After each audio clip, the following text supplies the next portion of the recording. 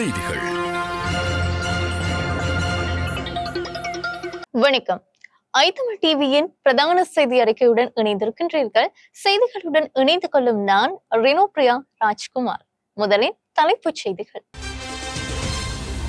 Liberal கட்சியின் தலைவர் பதவியை ராஜினாமா செய்து பொன்னி குரோம்பி. மொன்றியல் துறைமுக விரிவாக்க திட்டத்தை விரைவுபடுத்த திட்டம். மாகாண சபை தேர்தல் குறித்து அரசாங்கத்தின் புதிய அறிவிப்பு. நீதியமைச்சர் தலைமையில் விசேட குழு ஜெனீவா விஜயம். உள்ளூர் உற்பத்தி பொருட்களை மட்டும் விற்பனை செய்யுமாறு பிரதமர் மோடி அறிவுறுத்தல். பிரித்தானியாவின் பல பகுதிகளுக்கு மஞ்சள் எச்சரிக்கை. தொடர்பான விரிவான செய்திகள். அதிகரித்து வரும் வீடமைப்பு நெருக்கடிக்கு தீர்வு காணும் வகையில் புதிய கூட்டாட்சி நிறுவனம் ஒன்றை ஆரம்பித்துள்ளதாக பிரதமர் மார்கானி அறிவித்துள்ளார். பில்ட் கனடா ஓம்ஸ் என பெயரிடப்பட்டுள்ள இந்த நிறுவனம் கனடாவில் வீடமைப்பு திட்டங்களை ஒருங்கிணைத்து கட்டுமானத்தை விரைவுபடுத்துவதை நோக்கமாக கொண்டுள்ளது. வீடமைப்பு கட்டுமானத்தை இருமடங்காக அதிகரிக்க வேண்டும் என்ற லிபரல் கட்சியின் தேர்தல் வாக்குறுதியின் ஒரு பகுதியாக இந்த நிறுவனம் அமைக்கப்படுகின்றது. வீடமைப்பு திட்டங்களுக்கான கூட்டாட்சி நிதி, பொது நிலங்களில் கட்டுமான அனுமதி வழங்குதல், திட்டங்களின் ஆரம்ப கட்டங்களில் நிதியுதவி அளித்தல் போன்ற முக்கிய பொறுப்புகளை இந்த நிறுவனம் மேற்கொள்ளும். இந்த புதிய நிறுவனத்திற்கு $13 பில்லியன் நிதி ஒதுக்கப்படுவதாக பிரதமர் கார்னி அறிவித்துள்ளார். இந்த நிதி ஆரம்ப கட்டமாக நாடு முழுவதும் 6 இடங்களில் 4000 தற்காலிக வீடுகளை கட்டுவதற்கு பயன்படுத்தப்படும். இந்த வீடுகளின் எண்ணிக்கை எதிர்காலத்தில் 45,000 வரை விரிவுபடுத்தவும் திட்டமிடப்பட்டுள்ளது. வீடுகள் கட்டப்படவுள்ள இந்த 6 இடங்களும் ஒட்டாவா, எட்மண்டன், வினிபெக், டொரண்டோ, கியூபெக்கின் லாங்கேல் மற்றும் நோவா ஸ்கோஷியாவின் டார்ன்மவுத் ஆகிய இடங்களில் உள்ளன. இந்த வீடுகளின் கட்டுமான பணிகள் அடுத்த ஆண்டு தொடங்கும் என அரசு அதிகாரி ஒருவர் தெரிவித்துள்ளார். டொரண்டோ நகர முன்னாள் கவுன்சிலர் அனா பைலோ இந்த புதிய நிறுவனத்தின் தலைமை நிர்வாக அதிகாரியாக நியமிக்கப்பட்டுள்ளமை குறிப்பிடத்தக்கது.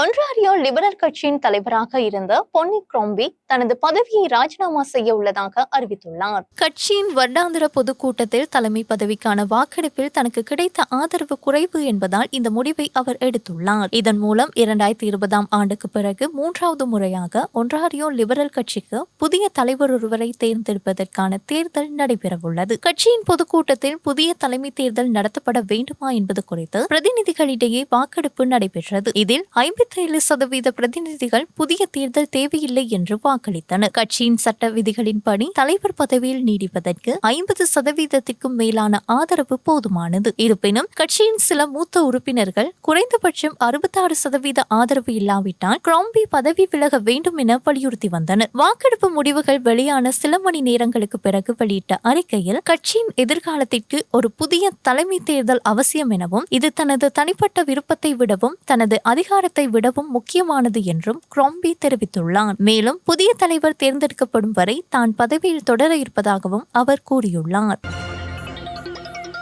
மொன்றியலில் கடந்த வாரம் ஒரு பள்ளி பேருந்தில் ஏற்பட்ட தீ விபத்தை தொடர்ந்து லைன் நிறுவனத்தின் மின்சார பள்ளி பேருந்துகள் படிப்படியாக மீண்டும் சேவையில் ஈடுபடுத்தப்பட உள்ளன. இருப்பினும் பாதுகாப்பு ஆய்வுகள் தொடர்ந்து நடைபெற்று வருவதால் திங்கட்கிழமை அன்று அனைத்து பேருந்துகளும் சேவையில் இருக்காது என சில பள்ளிச்சபை பெற்றோர்களுக்கு அறிவித்தல் விடுத்துள்ளன. லெஸ்டர் வி பியர்சன் பள்ளி சபை, ஆங்கில மொன்றியல் பள்ளிச்சபை உள்ளிட்ட சில பள்ளிச்சபைகள் தங்களது வழித்தடங்களில் பேருந்துகள் இயங்காது என தெரிவித்துள்ளன. லெஸ்டர் வி பியர்சன் பள்ளிச்சபை பாதிக்கப்பட்ட மாணவர்களின் பெற்றோர்கள் மாற்று ஏற்பாடுகளை செய்ய வேண்டும் என அறிவுறுத்தியுள்ளது. அதேபோல ஆங்கில மொன்றியல் பள்ளிச்சபை வழக்கமாக மின்சார பேருந்தில் பயணிக்கும் மாணவர்களுக்கு திங்கட்கிழமை போக்குவரத்து சேவை இருக்காது என கூறியுள்ளது. எனினும் டீசல் பேருந்துகள் வழக்கம் போல் இயங்கும் எனவும் அது குறிப்பிட்டுள்ளது.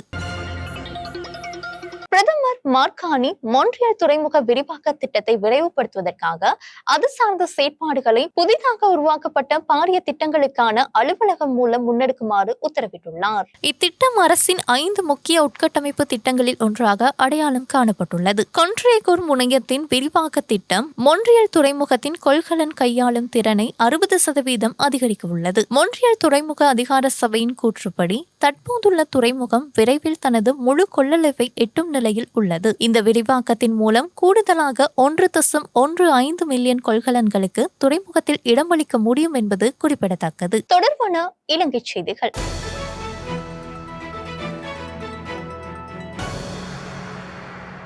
மாகாண சபை தேர்தல் குறித்து நாடாளுமன்றத்தில் அங்கம் வகிக்கும் அனைத்து அரசியல் கட்சிகளுடன் எதிர்வரும் மாதத்தில் ஆரம்பகட்ட பேச்சுவார்த்தையில் ஈடுபட உள்ளதாக அரசாங்கம் அறிவித்துள்ளது. அதன்படி சகல தரப்பினரும் ஒருமித்த நிலைப்பாட்டுக்கு வந்தால் மாகாண சபை தேர்தலை விரைவாக நடத்த முடியும் என மாகாண சபைகள், உள்ளாட்சி மன்றங்கள் மற்றும் பொது நிர்வாக அமைச்சர் சந்தன அபேரத்ன தெரிவித்தார். மாகாண சபை தேர்தல் குறித்து எமது செய்தி சேவை வினவிய போது அவர் இதனை தெரிவித்தார். மாகாண சபைகள் மக்கள் பிரதிநிதிகள் இல்லாமல் அரசு அதிகாரிகளால் நிர்வகிக்கப்படுவது ஜனநாயகத்திற்கு பொருத்தமற்றது என்றும் அவர் சுட்டிக்காட்டினார். ஆகவே மாகாண சபை தேர்தலை விரைவாக நடத்த வேண்டும் என்ற நிலைப்பாட்டில் அரசாங்கம் உறுதியாக உள்ளது. எனினும் மாகாண சபை தேர்தலை பழைய தேர்தல் முறையில் நடத்துவதா அல்லது புதிய முறையில் நடத்துவதா என்பதே தற்போதுள்ள பிரச்சினை எனவும் அமைச்சர் தெரிவித்தார். மாகாண சபை தேர்தலை நடத்துவதற்குரிய நடவடிக்கைகளை மேற்கொண்டு வந்தாலும் தேர்தலை நடத்தும் திகதியை நிச்சயமாக குறிப்பிட முடியாது என்றும் அவர் தெரிவித்தார். மாகாண சபை தேர்தல் முறைமையில் காணப்படும் சட்ட சிக்கல்களுக்கு தீர்வு காணப்பட்டதன் பின்னர் தாமதமில்லாமல் மாகாண சபை தேர்தலை நிச்சயம் நடத்த முடியும் என்று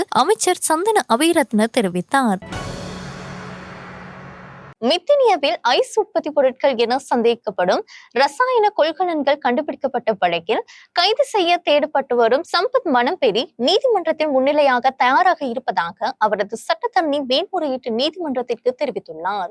சம்பத் மணம்பெரி முன்னிலையான பின்னர் அவரின் பாதுகாப்பை உறுதிப்படுத்த நடவடிக்கை எடுக்குமாறு காவல்துறை மா அதிபருக்கு மேன்முறையீட்டு நீதிமன்றம் உத்தரவிட்டதுடன் அது தொடர்பில் விசாரணை அதிகாரிகளுக்கு அறிவிக்குமாறும் உத்தரவிட்டது. சம்பத் மணம்பெரி தாக்கல் செய்த மனுவை பரிசீலித்த மேன்முறையீட்டு நீதிமன்றம் இந்த உத்தரவை பிறப்பித்துள்ளது. நீதி அமைச்சர் அர்ஷனா ராஜகருணா, பிரதியமைச்சர் முனீர் மௌலவி உட்பட அந்த அமைச்சின் அதிகாரிகள் கொண்ட விசேட குழு இந்த வாரம் ஜெனீவா செல்கின்றது. ஐக்கிய நாடுகள் மனித உரிமைகள் பேரவையின் கூட்டத்தொடர் ஜெனீவாவில் நடைபெறுகின்றது. இதில் பங்கேற்கவே இந்த குழு அங்கு செல்கின்றது. வெளிவிவகார அமைச்சர் விஜிதா ஹெரத் தலைமையிலான குழு கடந்த திங்கட்கிழமை ஜெனீவா சென்று இலங்கையின் நிலைப்பாட்டை அறிவித்து நாடு திரும்பியுள்ளது. இந்நிலையிலேயே நீதி அமைச்சர் தலைமையில் விசேட குழு ஜெனீவா செல்ல உள்ளது. இந்த குழு ஜெனீவாவில் உள்ளக நடவடிக்கைகளின் முன்னேற்றத்தை சுட்டிக்காட்டவும் உள்ளக பொறிமுறை விசாரணைகளை வலுப்படுத்தும் செயல்முறைகளை வலுப்படுத்தும் முயற்சிகளிலும் ஈடுபடும் என்று கூறப்படுகின்றது. யாழ்ப்பாணம், செம்மணி உள்ளிட்ட வடக்கு கிழக்கில் உள்ள மனித புதைகுழிகளுக்கும் இனப்படுகொலைகளுக்கும் சர்வதேச நீதி கோரி யாழ்ப்பாணத்தில் இன்று கையெழுத்து போராட்டம் முன்னெடுக்கப்பட்டது. மாற்றத்திற்கான இளையோர் குரல் அமைப்பினால் யாழ்ப்பாணம் மருதனார் மடம் பகுதியில் இன்று காலை இந்த போராட்டம் முன்னெடுக்கப்பட்டது. இதேபோல 5 அம்ச கோரிக்கைகளை முன்வைத்து உணவு தவிர்ப்பு போராட்டத்தை முன்னெடுத்து உயிர்நீத்த திலீபனின் 38வது நினைவேந்தல் வாரம் இன்று யாழ்ப்பாணத்தில் ஆரம்பமானது. யாழ்ப்பாணம் நல்லூர் கந்தசுவாமி ஆலயம் அருகே உள்ள திலீபன் நினைவிடத்தில் இன்று முற்பகல் இந்த நினைவேந்தல் ஆரம்பமானது. இதன்போது பொது சுடர் ஏற்றி மலரஞ்சலியும் செலுத்தப்பட்டது. இதற்கிடையில் மட்டக்களப்பு மயிலத்தமடு மாதவனை பகுதியில் சட்டவிரோதமாக ஆக்கிரமிக்கப்பட்டுள்ள மேய்ச்சல் தரையை விடுவிக்குமாறு கோரிய போராட்டத்தில் இன்று நாடாளுமன்ற உறுப்பினர் சாணக்கியன் மற்றும் ஸ்ரீநாத் ஆகியோர் பங்கேற்றனர். இந்த போராட்டம் 730வது நாளாக இன்று முன்னெடுக்கப்பட்டுள்ளது. தொடர்பான இந்திய செய்திகள்.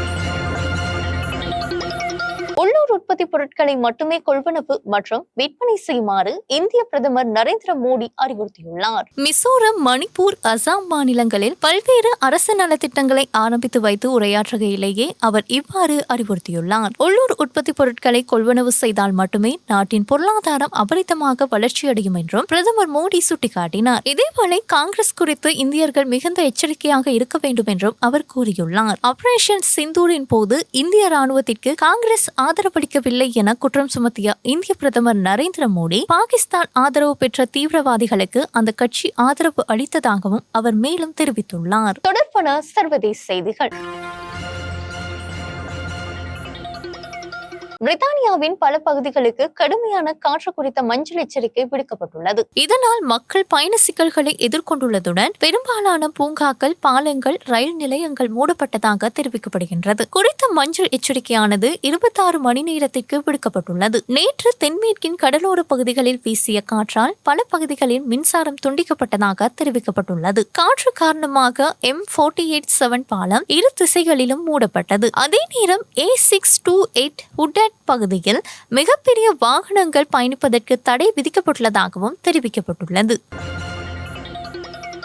பொருளாதார மற்றும் வர்த்தக நெருக்கடி குறித்த பேச்சுவார்த்தைகளின் இரண்டாவது நாளாக சீனா மற்றும் அமெரிக்கா பிரதிநிதிகள் இன்று மீண்டும் கூடியுள்ளனர். ஞாயிற்றுக்கிழமை இரு நாடுகளின் பிரதிநிதிகளும் ஸ்பெயின் வெளியுறவு அமைச்சகத்தை கொண்ட சாண்டா குரூஸ் அரண்மனையில் பேச்சுவார்த்தையை நடத்தியிருந்தனர். இந்நிலையில் குறித்த சந்திப்பு தொடர்பில் சீனாவின் வர்த்தக அமைச்சகத்தின் செய்தி தொடர்பாளர் கூறுகையில், அமெரிக்காவின் ஒருதலைப்பட்ச கட்டண நடவடிக்கைகள், ஏற்றுமதி கட்டுப்பாடுகளை துஷ்பிரயோகம் செய்தல் மற்றும் டிக்டாக் உள்ளிட்ட பிரச்சினைகள் குறித்து இரு தரப்பினரும் விவாதிப்பார்கள் என்றார். சீன குழுவிற்கு சீன துணை பிரதமர் ஹி லிகபெங் தலைமை தாங்குகிறார். அவர் சீன கம்யூனிஸ்ட் கட்சி மத்திய குழுவின் அரசியல் குழுவின் உறுப்பினரும் ஆவார். டிக்டாக் பிரச்சனையில் சீனாவின் நிலைப்பாடு தெளிவானது மற்றும் நிலையானது என்று செய்தி தொடர்பாளர் தெரிவித்துள்ளார். சீனா தனது நிறுவனங்களின் சட்டப்பூர்வமான உரிமைகள் மற்றும் நலன்களை பாதுகாப்பதில் உறுதியாக உள்ளது எனவும் தொடர்புடைய சட்டங்கள் மற்றும் விதிமுறைகளின்படி டிக்டாக் பிரச்சனையை கையாளும் என்றார். இத்துடன் ஐதமிழ் டிவியின் பிரதான செய்தி அறிக்கை நிறைவடைகின்றது.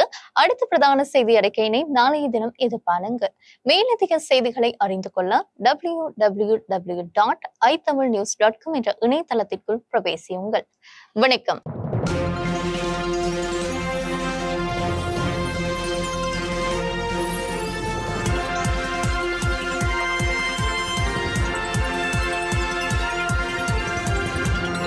ஐ தமிழ் செய்திகள்.